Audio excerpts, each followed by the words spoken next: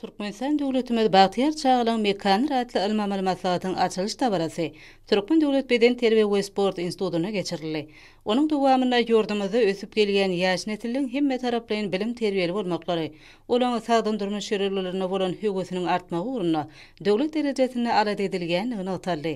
Pehim paýhasymany magtumuly Pragy ýylnyň her bir güni şanly wakalara taryhy ähmiýeti bolan pursatlary wetlenýär. Munyň özi ýurdumyzda gahrman arkadamydan başyny başlayan giň möçörli özgörtmeleriniň hormatly prezidentimiziň ýol başlygyna üstünlikli durmuşa geçilmegini netijesinde sagdyn durmuş ýerelgileriniň berkidilmegine döwlet derejesinde ähmiýet berilýändiginiň nowatdaky beýanlary häzirki döwürde ösüp gelýän ýaş nesilden köpçülikliň beden terbiýe hemde ýokary netijeli sporty bolan gazaklanmalaryny höwetlendirmek, milli lokmançylygyň ugrlaryny kämilleşdirmek, şol wagtyň özünde çağılan ilmi garaýşlaryny kämilleşdirmek meselelerine zerur üns berilýär. Şeýle hem çağılan saglygy baradaky alada hormatly prezidentimiziň durmuş ugrly döwlet siýasatiniň eler tutulýan ugrlarynyň birini urlandygyny bellemek ýakymly. Häzirki döwrüň möhüm meselelerine bagşlanan matlagat öz işini bölümlerde dowam etdi.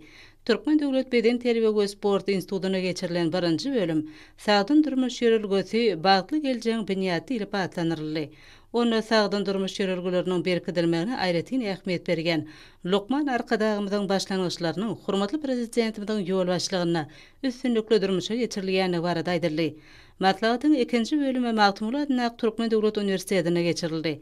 Täze innowatsiýalar döwründe çağlar terbiýelemegiň we okutmagyň pedagog, psikolog esatlary ady bilen geçirilen matlagatda ösüp gelýän ýaş nesiliň dünýä garaýşyny, döwrüň ruhyny kybap derejede kämilleşdirmek, ýaşlaryň täzeçil tehnologiýalara bolan höwgesini artdyrmak meselelerine aýratyn ähmiýet berildi.